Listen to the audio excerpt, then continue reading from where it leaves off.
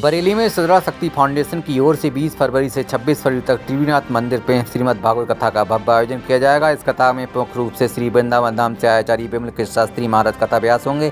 कथा का आरंभ 20 फरवरी को दोपहर 3 बजे से हरी इच्छा तक चलेगा। ये कथा 7 दिनों तक चलेगी। फाउंडेशन के अध्यक्ष डॉक्टर ऋचा दीक्षित ने मंगलवार को उपजा प्रेस क्लब में प्रेस वार्ता का जानकारी देते हुए बताया, इस कथा का प्रमुख उद्देश्य समाज में धर्म के नाम पर फैली भ्रांतियां और अज्ञानता को समाप्त करना है। साथ ही महिलाओं और बच्चियां इस कथा के माध्यम से आध्यात्मिक एवं नैतिक उन्नति प्राप्त कर सकेंगी। 20 फरवरी को इस आयोजन की शुरुआत कलश यात्रा से होगी। कलश यात्रा सुबह 9 बजे त्रिवेणीनाथ मंदिर परिसर से शुरू होकर एमबी इंटर कॉलेज गांधीनगर चौराहे होते हुए धर्मकांटा से वापस त्रिवेणीनाथ मंदिर परिसर में समाप्त होगी। इस कथा का संचालन संयोजक अखिल विश्व गायत्री परिवार द्वारा किया जाएगा। इस अवसर पर डॉक्टर पवन सक्सेना, डॉक्टर दीपमाला शर्मा, डॉक्टर शालिनी और विवेक मिश्रा मौजूद रहे। सुदर्शन शक्ति फाउंडेशन जो 2021 से महिलाओं और बच्चियों के ऊपर काम कर रही है, सामाजिक व्यवस्था को देखते हुए कहीं ना कहीं हमारी बच्चियों को हमारी सहायता की ज़रूरत है।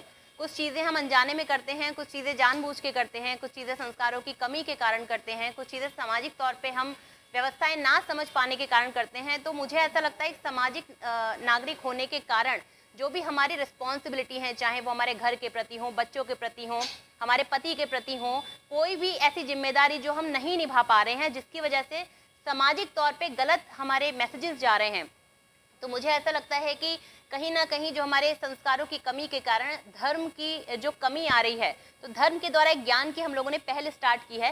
कहते हैं आप अच्छे लोगों के साथ रहते हैं, अच्छी संगति में रहते हैं, तो वैसे ही बनते चले जाते हैं। और धर्म एक ऐसा माध्यम है, कहते हैं हम भगवान का एक छोटा सा अंश है, लेकिन अगर वो छोटे से अंश में थोड़ी सी भी पावर हमें ईश्वर की मिल जाती है, कृपा हो जाती है, हम अपने आप को समझने लगते हैं, आत्मबल को महसूस करने लगते हैं, आत्म साक्षात्कार हो जाता है, तो हम ना ही समाज में बट एक रूट लेवल होता है ना, रूट लेवल से हम एक अच्छी व्यवस्थाएं, अच्छे समाज को, अच्छे भविष्य को जन्म देते हैं। तो भाई एक छोटा सा प्रयास है। सुदर्शन शक्ति के अलावा इसमें बहुत सारी संस्थाएं हैं जो हमें सहयोग कर रही हैं। 20 तारीख को हमारी कलश यात्रा निकलेगी। सत्संग भवन में ये कथा का आयोजन किया जा रहा है।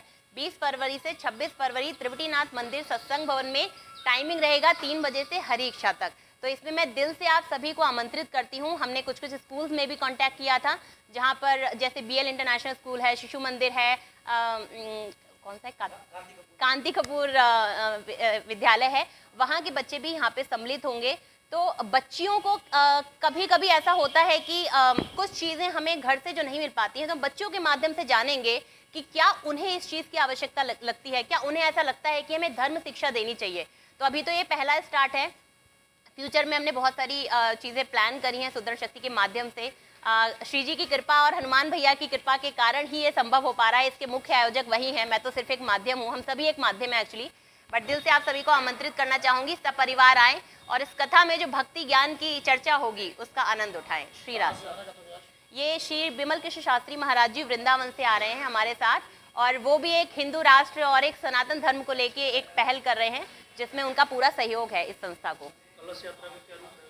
कलश यात्रा का रूट रहेगा, त्रिवेणीनाथ मंदिर से हम लोग निकलेंगे, एमबी कॉलेज होते हुए, सिटी हॉस्पिटल होते हुए, गांधीनगर चौराहे से होते हुए, हम लोग धर्म कांटे से होते हुए त्रिवेणीनाथ मंदिर में दोबारा से प्रवेश करेंगे।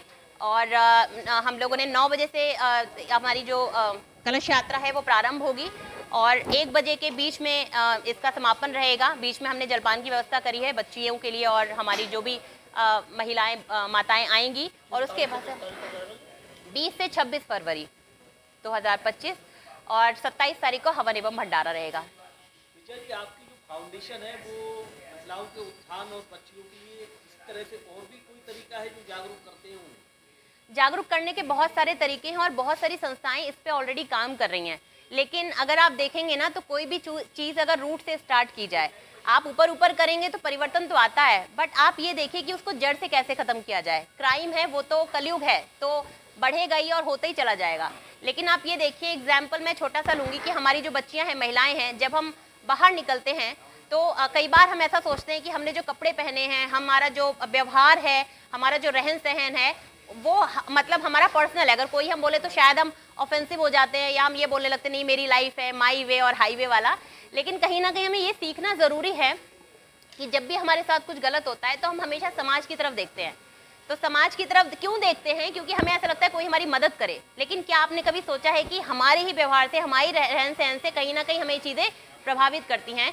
तो रूट लेवल से अगर बदलाव होगा तो डेफिनेटली एक अच्छे समाज की तरफ हम लोग आगे बढ़ेंगे। और महिलाओं की जो दैवीय शक्ति है वो स्वरूप को वो पहचान नहीं पा रही हैं, बस वही हमारी एक प्रयास है कि वो समझे और पहचाने अपने स्वरूप को।